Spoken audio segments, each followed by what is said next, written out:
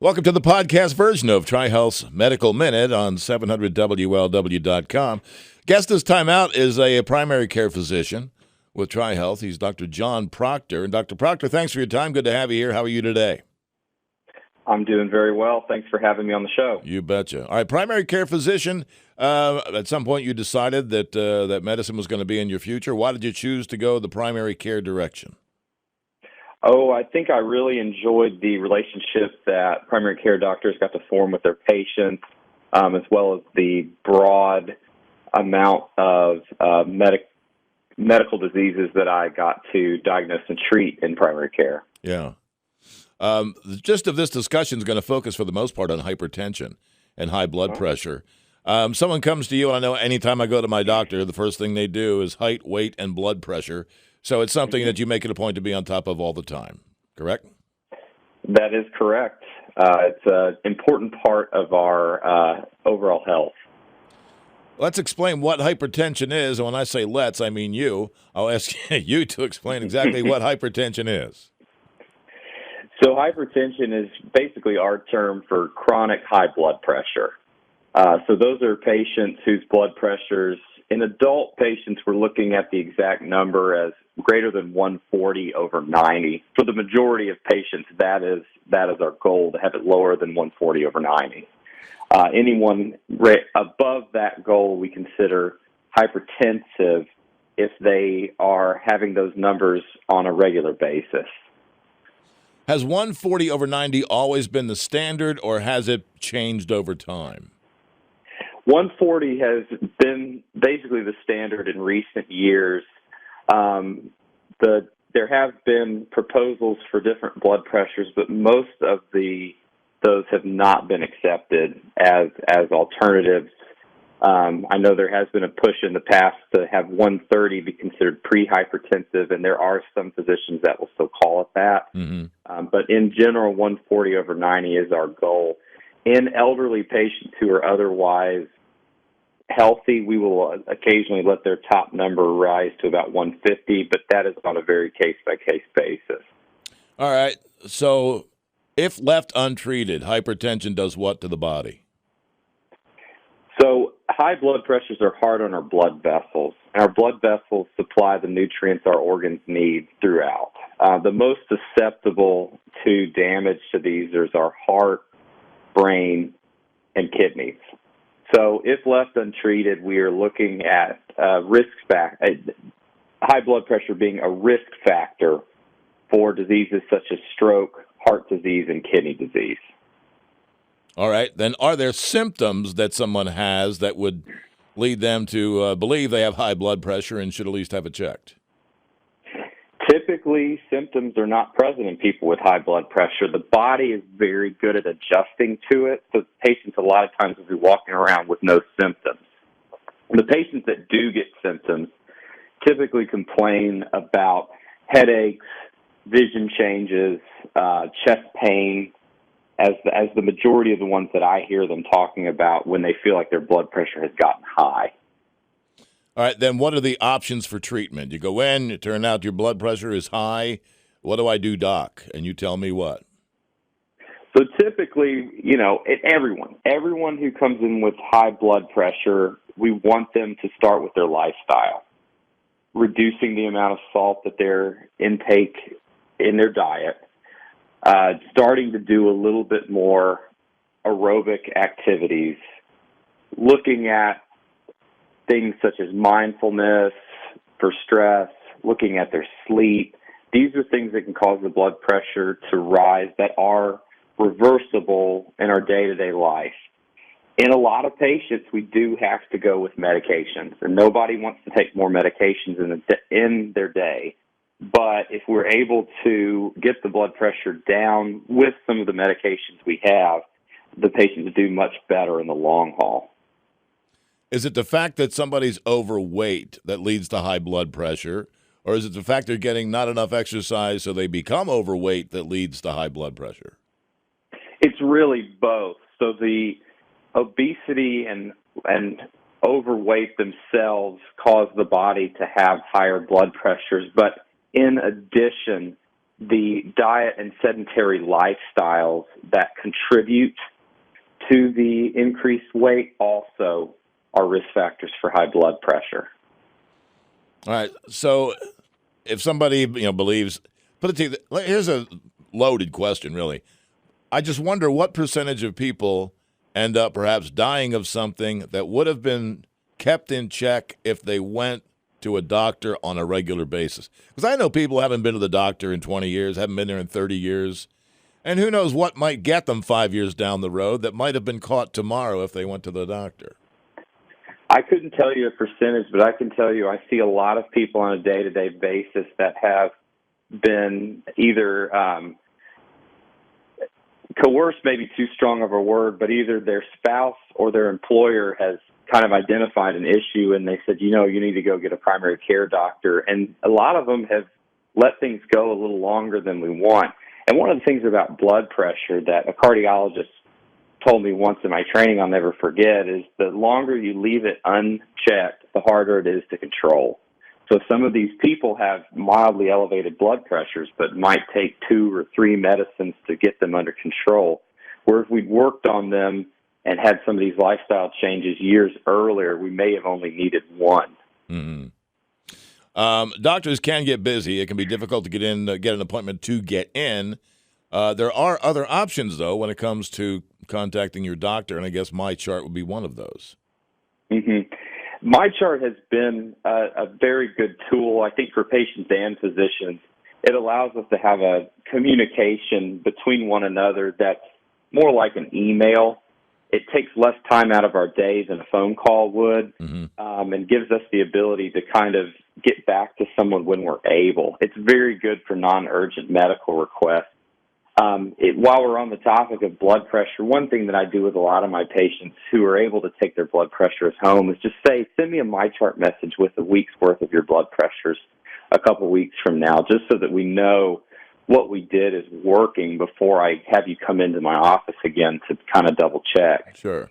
And I think that's been a really good tool for patients. We'll also have patients who do check their blood pressure routinely that'll say, hey, I know I'm not coming in for a couple of months, but I've noticed that my blood pressures have been less under control recently. And it gives us the ability to kind of communicate, figure out if we need to see them sooner, or if they can wait, and if we can go ahead and raise their medicine or give them some pointers prior to their next visit. All right, and it's a good time to mention, if you don't have a primary care physician, you can certainly find one by going to TriHealth.com/primary care. TriHealth.com/primary care. Speaking again with Dr. John Proctor. And I know people who don't see the doctor forever, and when they do see a doctor, they go to the local health clinic, as they call it, a doc in the box or something. And they think that's good enough. But there are reasons as to why you should have a relationship, at least a relationship on a chart with a primary physician. Explain that. So the relationship with the primary care physician is an important piece to a patient's overall health care. I think that's apparent in the fact that all of our specialists will always refer back to us for any changes in the patient's medical diagnoses. The other thing that's important is we're the basis for the screening and preventative medicine that patients do. So looking at things other than blood pressure, like weight, making sure they're up to date on their screening procedures, such as colonoscopies, in addition to talking about a lot of those lifestyle risk factors that patients can have. The relationship allows us to get to know a patient's medical history and family history better, which helps better serve them. And the majority of things that need to be treated can be done in our office. What about low blood pressure? I don't know much about it, except that my mother had low blood pressure for years. I mean, other than the fact that she could get dizzy rather easily when she stood up, are there complications or side effects to somebody having low blood pressure? Low blood pressure can be a problem, and we see that with older patients as well as patients who may be either overtreated for their high blood pressure or who have gotten sick. The main symptoms are that is, again, if we think about, the bloodstream being how the organs get what they need, if that is not getting there fast enough or through the organs well enough, then we can have problems like dizziness, feeling sick, that kind of stuff. We don't probably see that as often in our clinic as the high blood pressure, but it is an important thing to remember, especially as we're treating those blood pressure issues, that if you're starting to have low ones, we need to know about it so that we can reduce your medication. If someone is on medication for high blood pressure, and over time, whatever, they lose the weight, they get the exercise, do the things they're supposed to do, and they go back for a checkup, how do you know whether they're back in check if they're still on medication for high blood pressure? That's a really good question, and I think that's something that we occasionally struggle with. But once the blood pressure is consistently in a relatively lower range, I do start tapering off of the blood pressure medicine.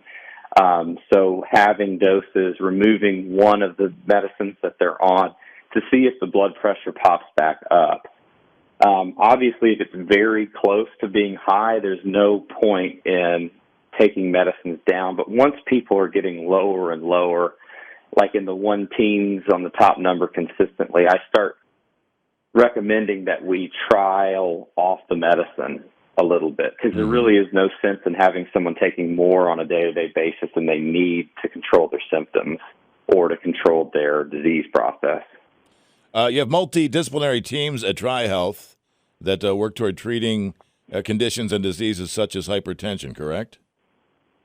Yeah, so it's really helpful, when a patient sees another specialist or at our system, whether they go to an urgent care or they go to physical therapy or they go see their cardiologist, we can see the blood pressures from those visits. So it gives us a pretty good idea if something is wrong, and gives us more numbers to look at to see how well our medicine or our interventions are doing to control them. And then if hypertension has caused other health issues, I guess there are some things you can work with the patient on, and in some cases they should go to a specialist anyway, correct? Correct. So patients with heart disease, we typically get them in with cardiology just so that they can have those interventions that we don't do. But certainly we work with their heart health in many other ways, such as making sure the medications they're on do protect the heart, in addition to monitoring for kidney disease and helping them decide on which medications they shouldn't be taking, as well as monitoring some of the deficiencies in various aspects like vitamin deficiencies that people can get when their kidneys aren't functioning quite as well. All right, then for a lot of people with the holidays, that can be sources of its own stress for some. So does stress then also increase hypertension? Stress definitely increases blood pressures, and chronic stress can increase our risk factor for hypertension. I think my advice for patients who are worried about their blood pressures during the holidays is really just kind of take that overall lifestyle approach, watching the salt that you're intaking. At our dinners, we're having dinners with family, a lot of good food. A lot of it's going to be heavily salted. So just keeping an eye on that, and that will raise people's blood pressures. Additionally, this is a bad time of year for exercise. People are too busy. The weather is no longer suitable for a lot of outdoor activities. So trying to find ways to do things either indoors or bundling up for safe outdoor activities. The other thing is there's, all these things contribute to that stress. So exercise helps with stress. Eating better helps with stress. Sleep, that can help us feel better, helps with blood pressure and helps with stress, as well as meditation and mindfulness have been shown to help with blood pressure as well. All right. That's the complete package. Listen, Doctor, I appreciate your time. Dr. John Proctor has been my guest. He's a TriHealth primary care physician, and you can find out more and find yourself a primary care physician for that matter, like maybe Dr. John Proctor. TriHealth.com/primary care is where you'd go. TriHealth.com/primary care. All right, Dr. Proctor, I thank you much for your time and expertise here today. We will talk again down the road, and I hope you have a slew of happy holidays. Yeah, you as well. Thanks for having me again. You betcha. And thanks to everybody else for checking us out. The TriHealth Medical Minute podcast version at 700 WLW.com. LW.com. LW.